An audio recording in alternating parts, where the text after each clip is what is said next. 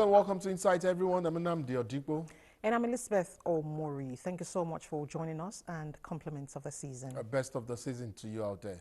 This week we discuss the seeming perennial challenge of Gridlock during the Yuletide. My guest, Corps Commander Annie Ogundayo, head FRSC National Traffic Radio, will provide insight on why that is the case and as well as the inability of preemptive measures to address long hours of delay and the frustration often felt by road users, travelers and holidaymakers during the festive season. We'll also discuss the evolution of Christmas celebration and how some of today's realities have created shifts and new patterns of commemorating the Yuletide. My guest is Pastor J.C. Dauda, pastor at Defying Assembly in Abuja. Elizabeth? Well, away from the festive season, we'll also be looking at reducing the prevalence of maternal mortality, which is a global goal. Now, our guest will provide insights. Whatever the issues are, the National Assembly is constitutionally empowered to scrutinize. However complex or intricate. We have involved all the academia, the members of the academia. We have involved the academies. Be it government policies or in fact any issue of public concern, Our job is to help you gain clarity and make sense of it all. This is not really healthy for our democracy. There's a lot of agreements in terms of who has been in power longest and who becomes the governor of the state. It's also in the quality of food being consumed. After all, perception is insight. and gaining understanding is also getting insight.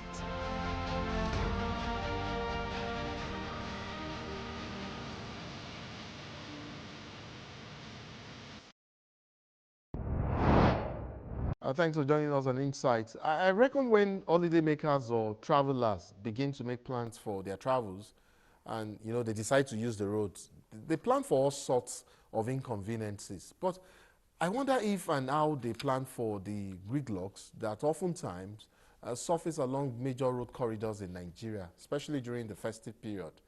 Now, picture this. You have parked your car. Your family is set, ready and eager to go. And then you begin the journey. But just within hours of traveling, that euphoria of soon reuniting with your loved ones in celebration for the Christmas dissolves into an unmoving sea of brake lights on a major highway. Maybe this time it is the Abuja-Lokoja road, or let's say it's the Shagamu-Ijebu-Ode axis.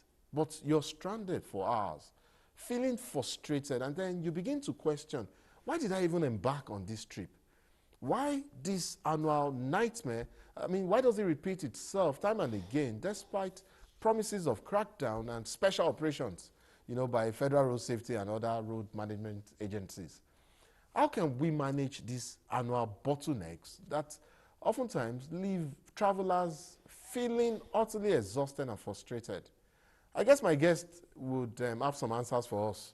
She's Annie Ogundayo, Corps Commander and head of the Federal Road Safety National Traffic Radio. Welcome to Insight, Commander. Thank you so much for joining us. Compliments of the season to you. Same to you. Thank you.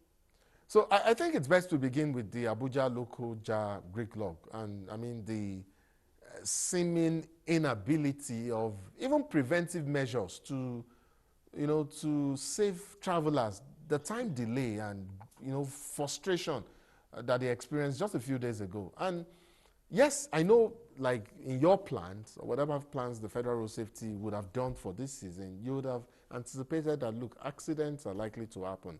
You would have anticipated that there will be pile-up obstructions on the way. I mean, and we also did know in good time that construction work will be ongoing on that route, that particular route. Yet, in spite of all of the preemptive preparations and plans made, travelers, like I did say just a few days ago, suffered one of the longest time-consuming gridlock on that road.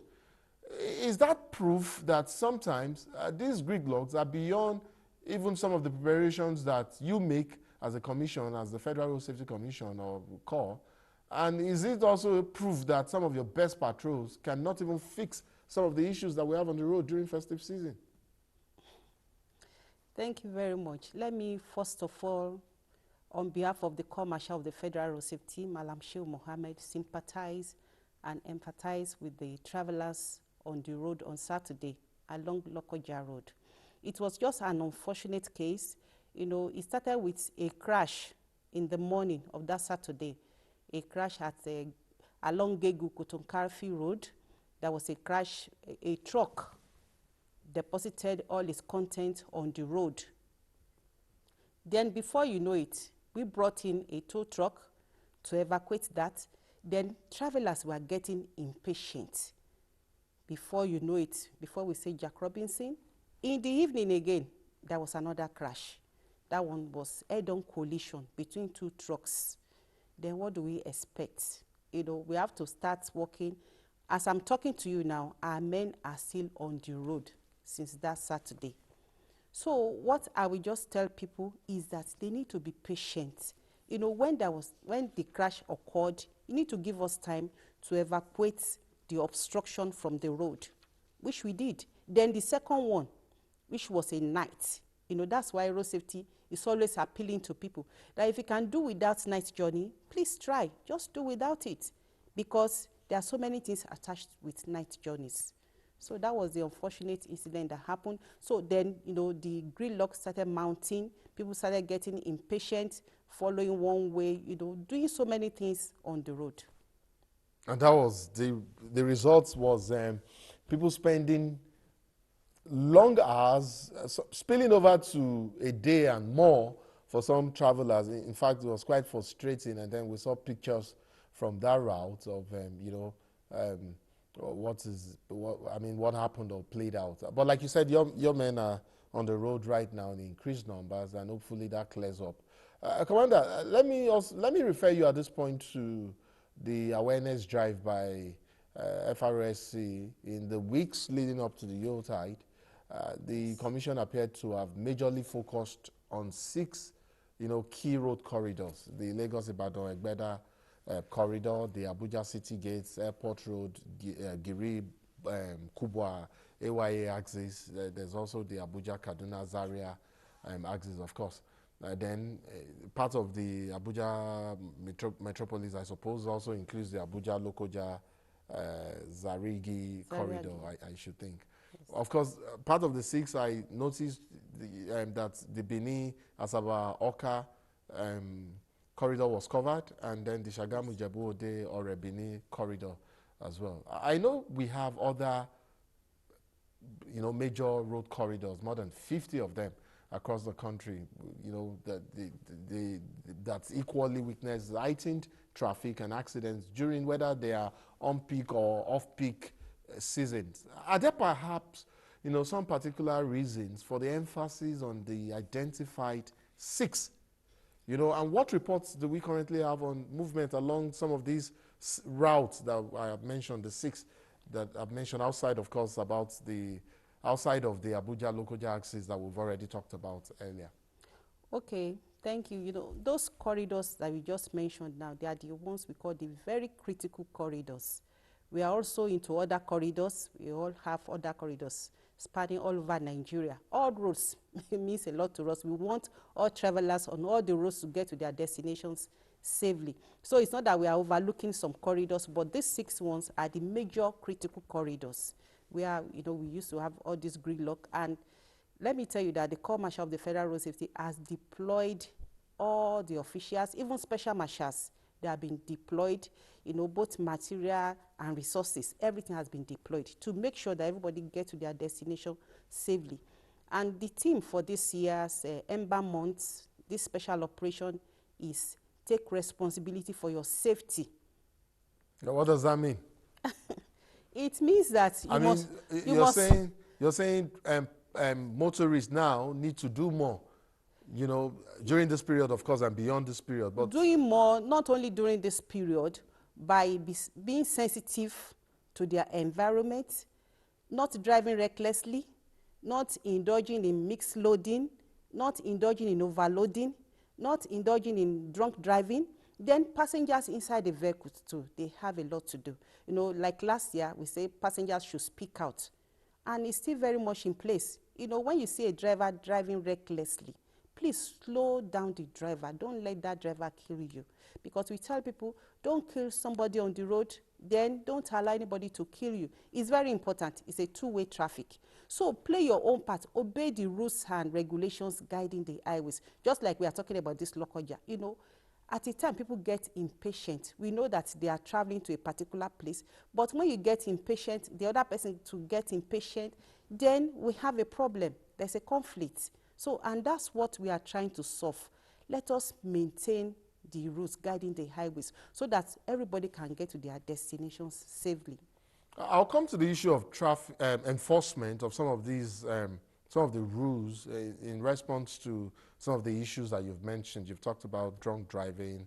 You've talked about, you know, some other issues as well. I'll come to all of that. But I in my last question, or the last, you know, your response to the last question, I noticed you answered, but you didn't particularly reference situation reports that we're getting from some of these corridors, especially the 5 other ones, apart from Lokoja, Abuja Lokoja, that we know of, that we're actually monitoring as well. What are some of the reports that you're getting right now, as we, in fact, we're already at the peak of it, as it were? What are the reports that you're getting from the field across the country, from some of these major road corridors? Is vehicular movement smooth? We know that, for instance, people used to sleep on the on the bridge edge, just there in Onitsha. You know, is that the same as this year? Are things different? What is the situation along the Ijebu Ode, Shagamu Ijebu Ode axis? Last year it was quite something. Families spent nearly half a day trying to go past Shagamu at some point. What are we hearing right now from the field, from your officers and men there who are on ground monitoring the situation and managing traffic flow, as it were? All right, thank you very much. As you speak now, the Corps Marshal of the Federal Road Safety is already on the road along Kaduna Road for this same monitoring of what is going on the road. Then the reports we are getting from Lagos, there's traffic, but it's moving. That's that of Lagos. We saw, but it's slow, but it's moving gradually. Then from other parts of the country, like that Shagamu, we've not had anything that maybe there's so much traffic. Then Benin too, we've not had any reason to be afraid of that area. But the ones that we got this morning before I came into this studio is that of Lagos that is slowing down, but it's moving gradually, then being managed. Then that of Lokoja too. You know, people are getting out of it gradually, but we are imploring people, please, if there's an alternative route from that of Lokoja that you can follow Nasarawa State to get to your destination. And you know, because there's so much high vehicular movement, everybody wants to travel. And we advise, if you don't have any reason to travel, please stay where you are. But if you have a reason to travel, please be patient on the road. I guess most people want to travel to be with family at this time. The Yuletide is synonymous with family reunion. You know, You're right. not, you know, this is if you my people in the East. This is about the only time that they see each other, that they, you know, come together and see each other. I did say I was going to talk about some of the, you know, consequences or enforcement of some of the issues you mentioned earlier for defaulters, because it will seem like there's a huge gap between awareness, creating awareness, and enforcement of you know, traffic rules and regulation, as it were. Sometimes I see your officers, your men, you know, with cameras on their uniform, on their vest. You know, do these things work? Do they? How does that? You know, how does that play out in terms of enforcement of rules? Do you have breathalyzers, for instance? How do you determine that? Look, yes, I may have taken something. Maybe I've taken or I've imbibed alcohol beyond the limit to which I should, and that was perhaps the reason why I crashed my vehicle, for instance. And you know, for those who drive without seat belts, do you have like mobile courts on the roads at this time to enforce? Because our people, especially for people who, I mean, some people learn from being punished, you know, for mistakes or for being punished for an offense or breaking the law. How is all of that playing out? Like I did say earlier, how are you closing the gap between awareness and enforcement of traffic rules? Okay, thank you very much. One of the policy thrusts of the commercial is to digitalize all our operations. So that one is that of the camera you are seeing on the body cam. You are seeing on them, and it's working. It's working very well. Okay. So then talking about maybe we have breathalyzers. Yes, we have them. We have alcoholizers.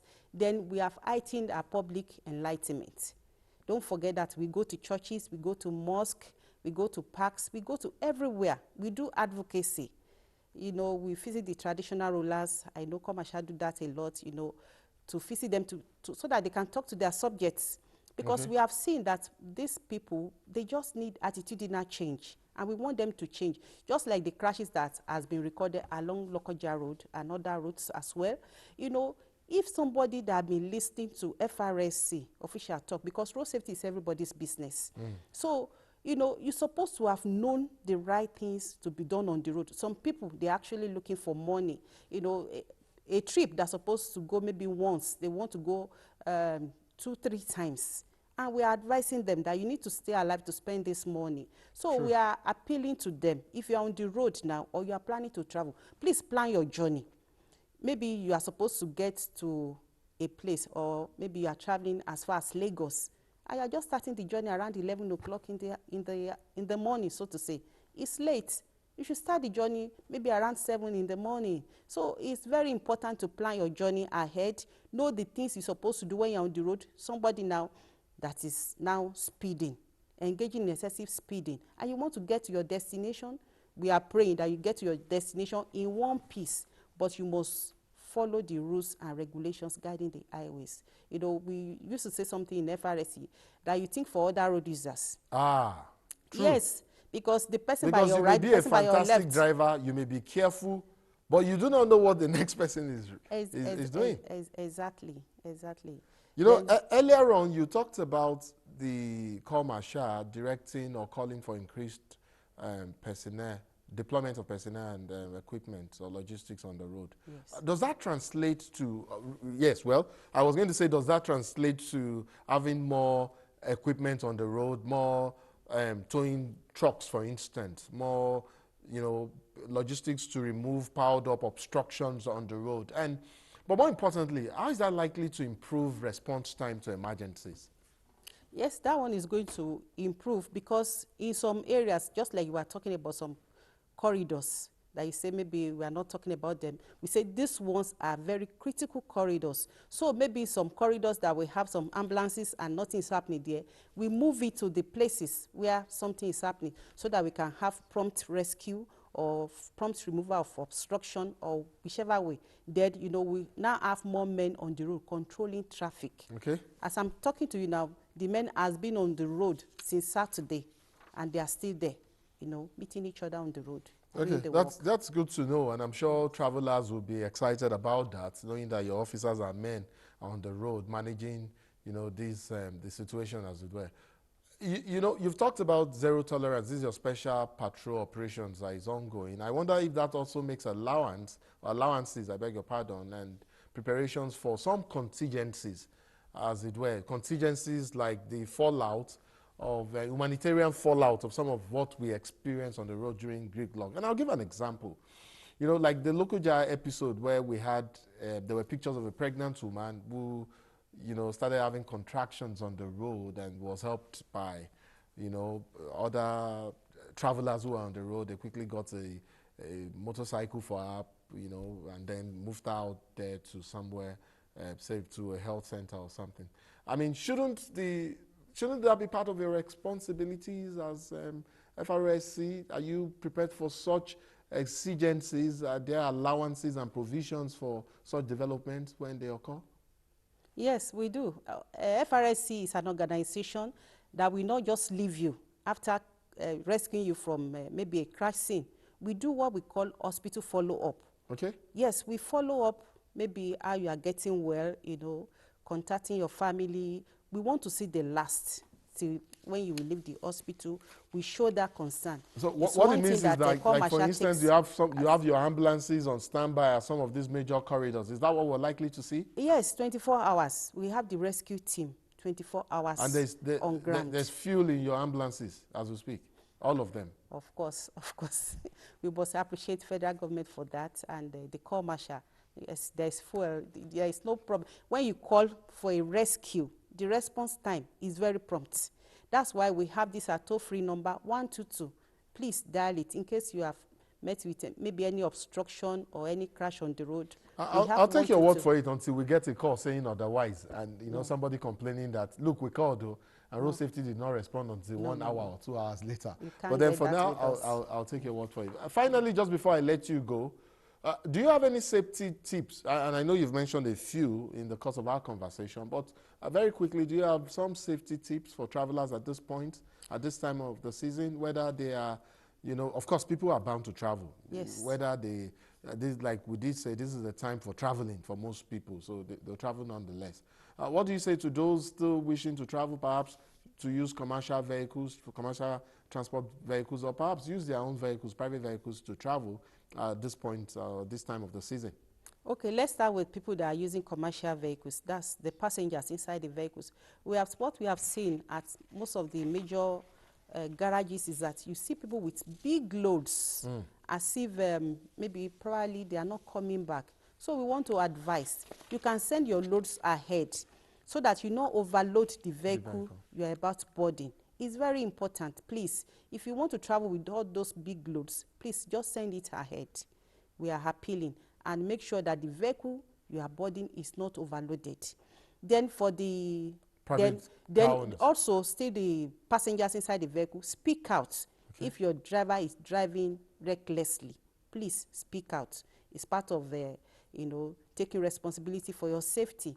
Then for the drivers, please make sure you go and check your vehicle, service your vehicles.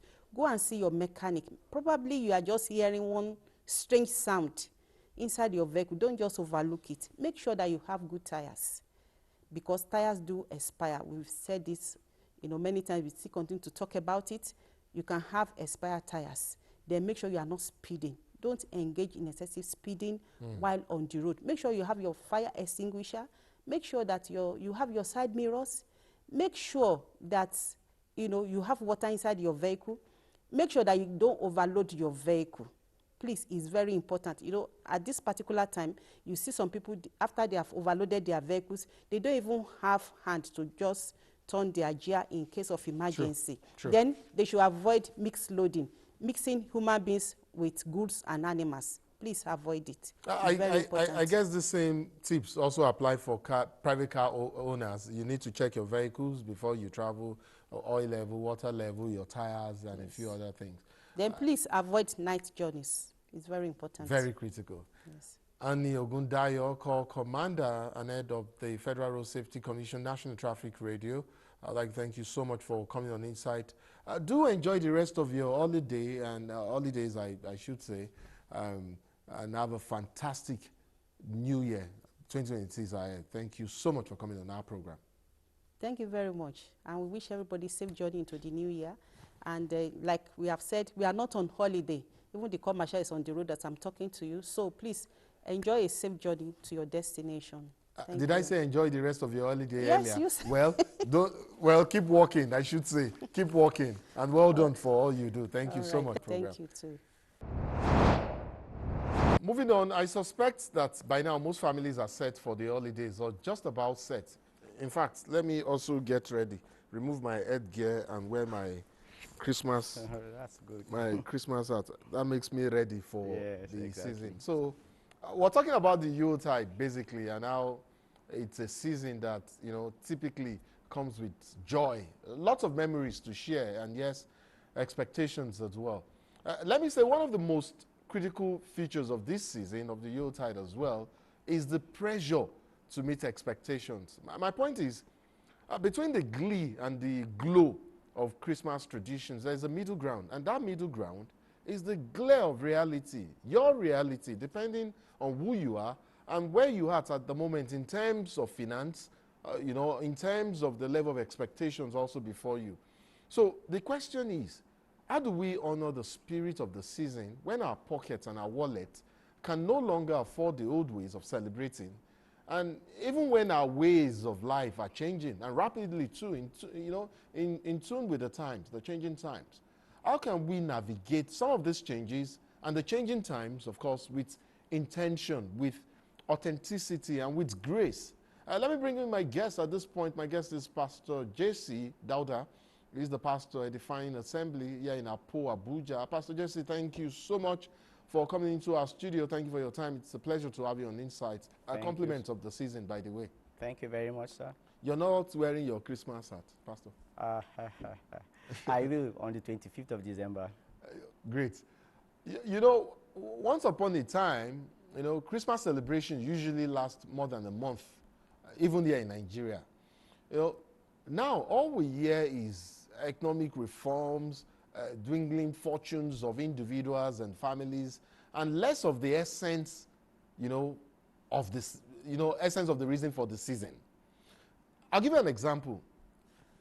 I cannot remember the last time I got or exchanged Christmas cards with any family or friend. I cannot remember.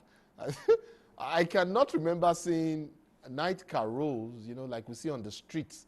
Not anymore, not even in Lagos, where they used to be commonplace. Yes, we still see the decors, beautiful ones at that, and the lights walk the streets of Abuja, and you see them at night. It's a marvel.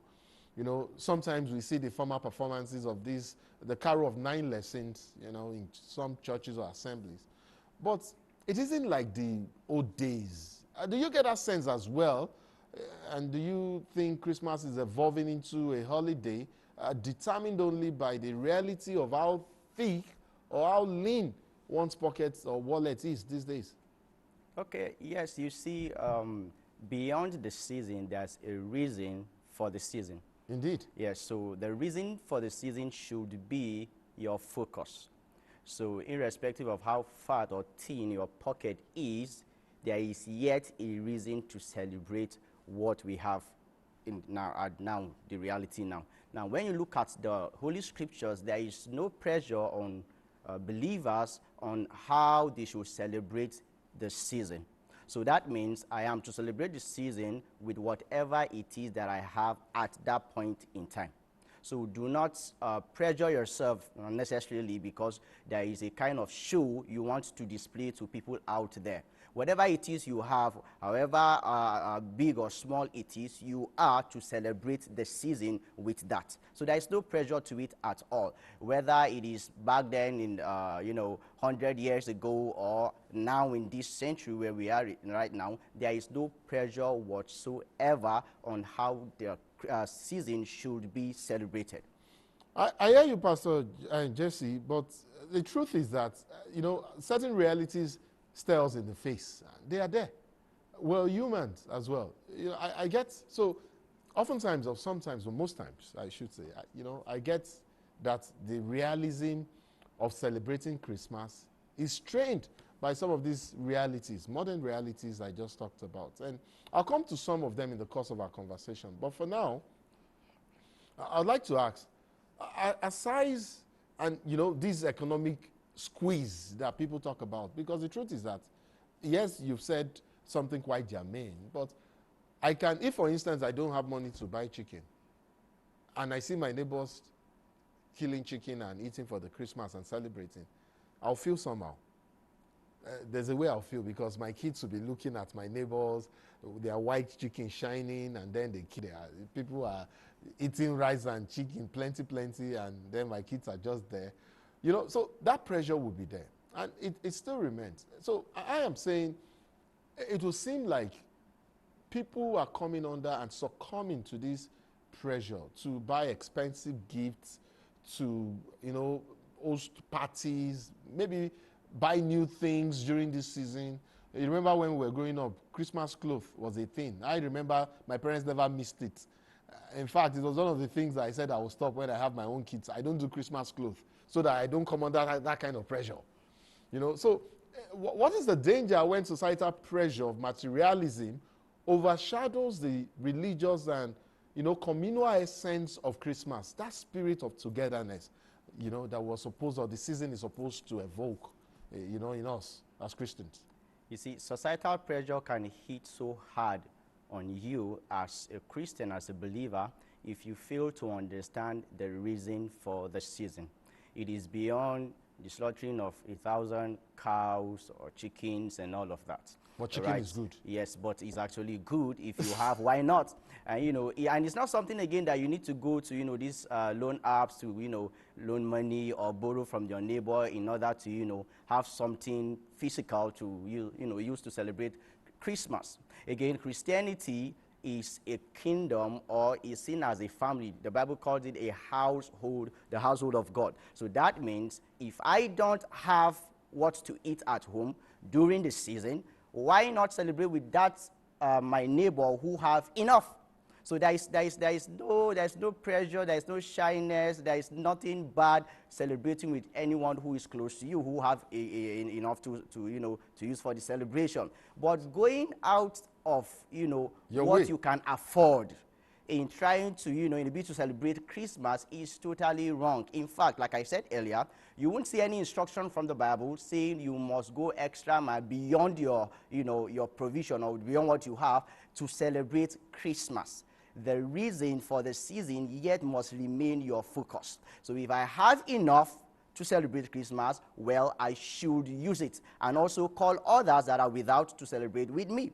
But if I don't have, then I am supposed to join myself with other brethren, with other brothers and sisters who have enough to celebrate Christmas with. So do not put yourself in so much unnecessary pressure in order to get money to celebrate Christmas in a big man's way. No reason at all.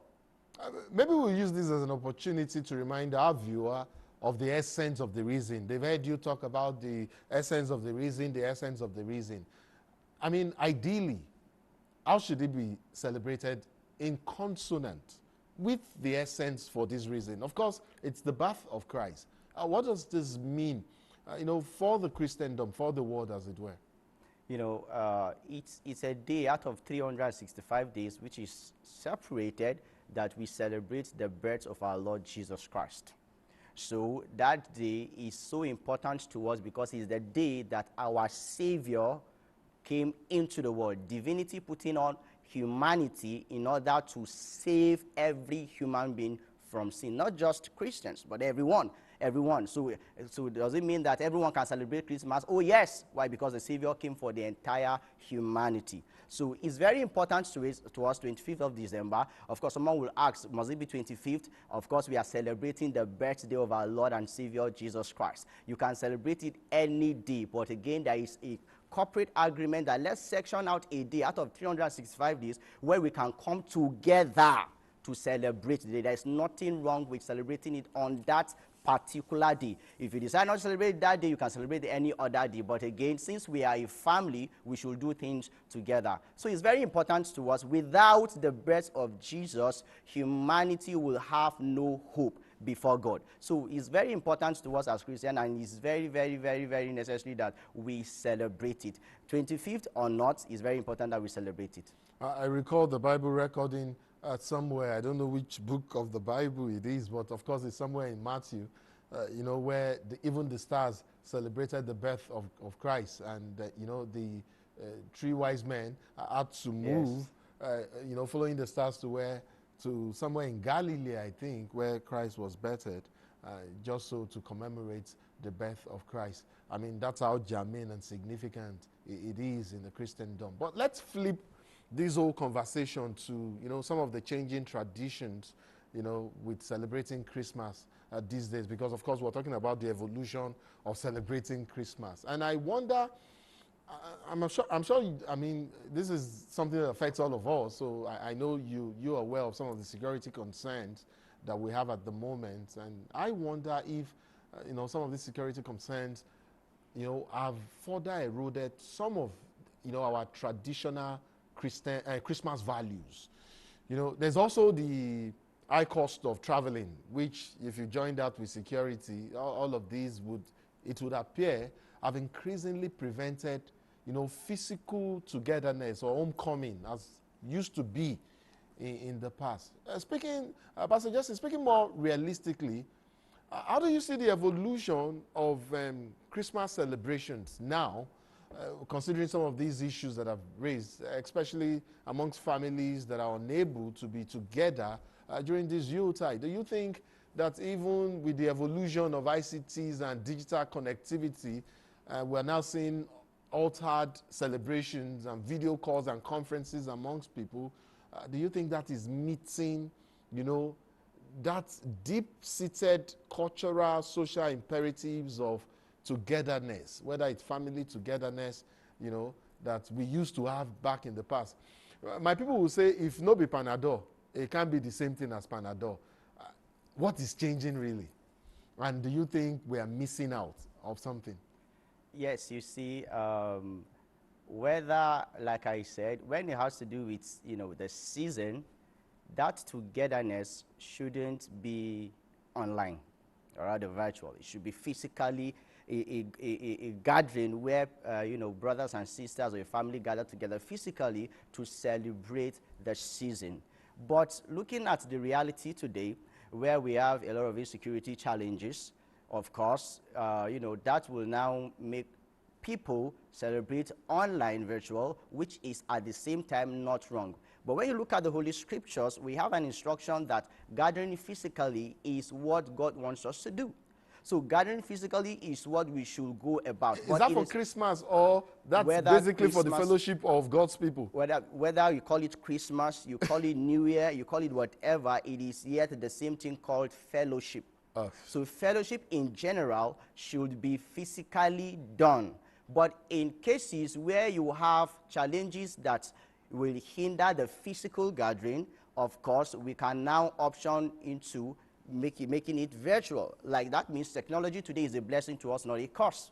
So celebrating Christmas online is not a sin, but God will prefer us to meet physically. That's the instruction we have from the Scriptures, Hebrews in chapter 10, that we should not neglect the gathering of the saints. So God wants us to gather physically, celebrate together physically, and do whatever we need to do as touching our Christian faith physically together. But in cases, in realities where it's not possible, why not go online? It's not a sin at all. Sure. But the joy of the fellowship, the joy of the celebration is better when it is done physically together. Pastor Jesse, when was the last time you traveled for Christmas to be with family? Like 2 years ago. Okay, so at least that was 2 years ago.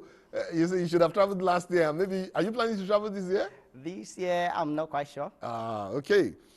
Okay, so virtual it is for Pastor Jesse. Yeah, you probably will be calling the rest of the family and wishing them a Merry Christmas. Exactly. And a Happy New Year, of course. Exactly. So, Pastor Jesse, just so we end on a lighter note, what was your best Christmas family tradition growing up, in your time? Has that changed? If so, what is your most cherished Christmas tradition now, as it were? Nothing much, nothing changed.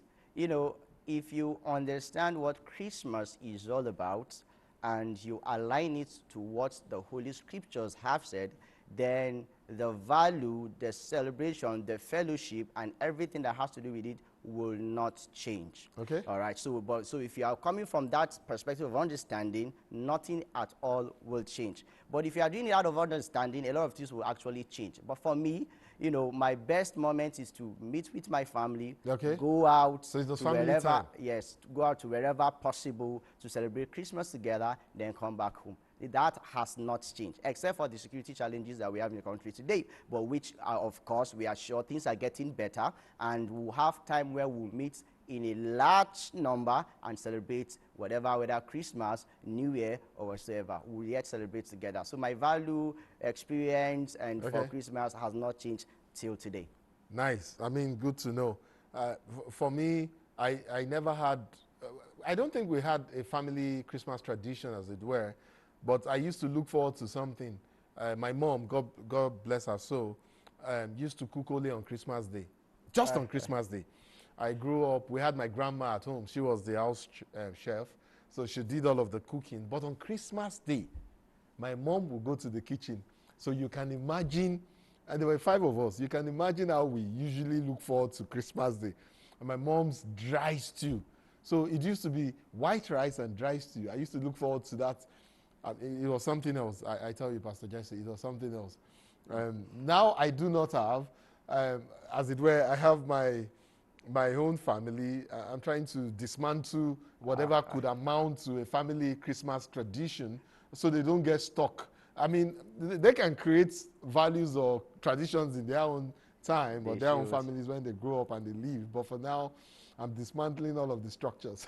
I think there's a tradition you should be able to pass to them where they can copy from to, you know, get their own Definitely tradition. not rice and stew cooking like my mom did.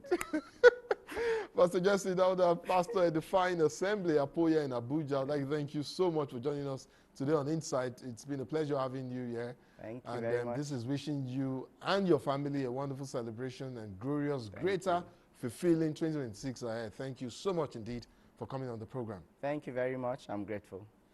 Elizabeth Amori is up next. She will be discussing efforts to reduce maternal mortality in Nigeria.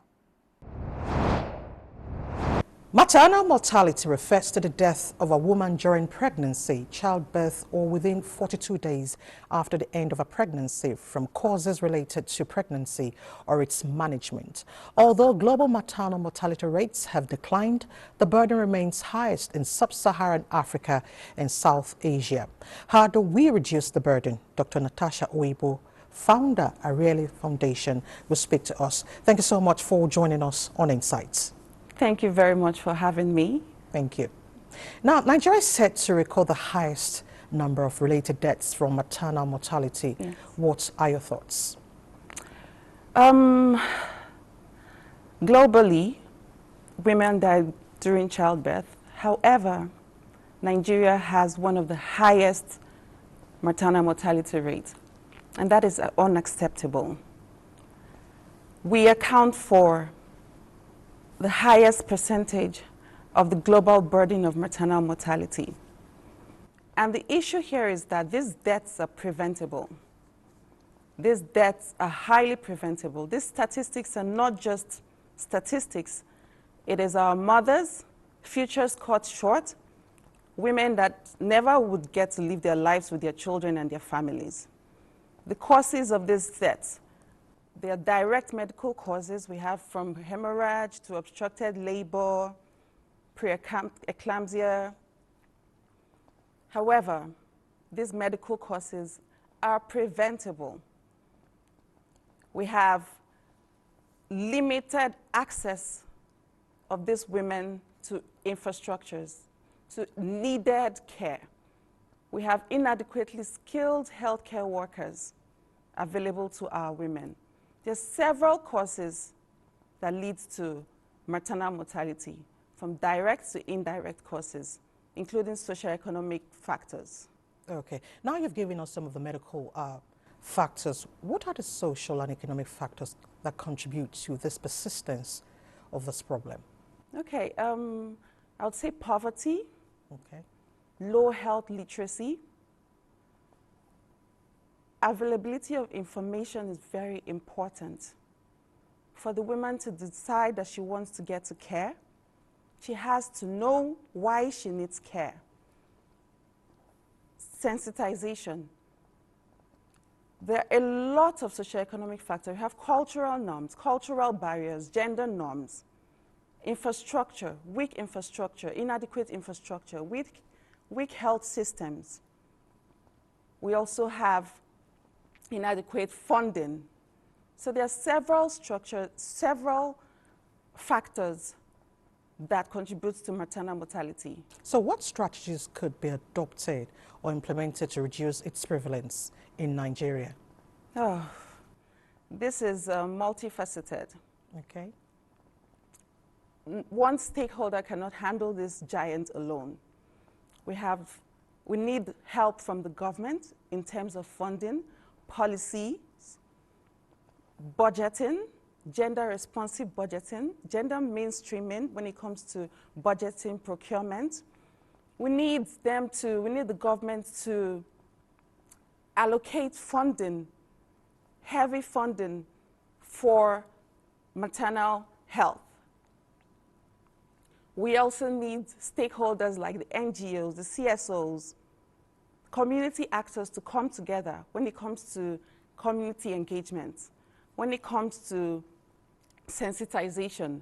Our women, especially those in the rural and underserved areas, they need sensitization. They need to be engaged with. We need to engage with traditional birth attendants because these women, they see them as the first point of contact. We need to integrate them into the system. All I'm saying basically is that we need to come together. Collaboration is the key. Identifying the key players and stakeholders in this fight against maternal mortality is the key. Okay. Before we talk about what your foundation has been doing in this regard, you mentioned gender-responsive budgeting. Yes. Why are we not leveraging this? I would say when it comes to the policy level, in as much as we understand the word gender-responsive budgeting, I think we also need to inform and educate our policymakers, the people in charge of budgeting, on gender-responsive budgeting. We need to bring key stakeholders to the table in order to analyze the budgets and see the benefits to women, what are the benefits to children, gender equalities when it comes to budgeting. And that way we would start to understand, okay, women needs more, would I say, sanitary towels, for example, in the toilets, free, in the public toilets. You start considering, start thinking of the women. Now, back to maternal mortality. Yes. What actions is your foundation taking to support maternal and newborn health and prevent complications? What are you doing? We go into communities, grassroots communities, communities that we see as rural and underserved, IDP camps. We carry out community sensitization, engagements. Information is key. These women need to be informed. There are several delays that lead to women dying during childbirth or during the pregnancy period. And such delays, the first one is delay in actually identifying that you need care. So we're tackling that by going and saying you need care. You need to be informed that you need to go to the hospitals at the first sign of pregnancy to identify with your doctors and say, oh, I'm pregnant and can I start my antenatal services? So that's one aspect, and there's a delay in reaching care.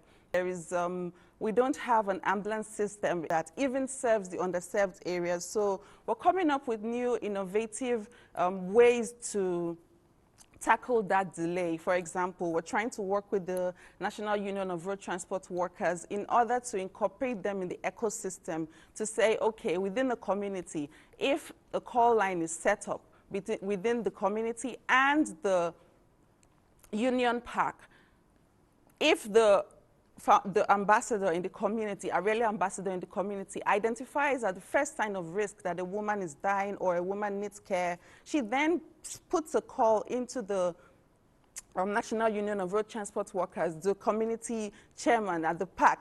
Then they send any available taxi driver to the community. So such sort of interventions and thinking outside the box, because we can't continue to go the normal way.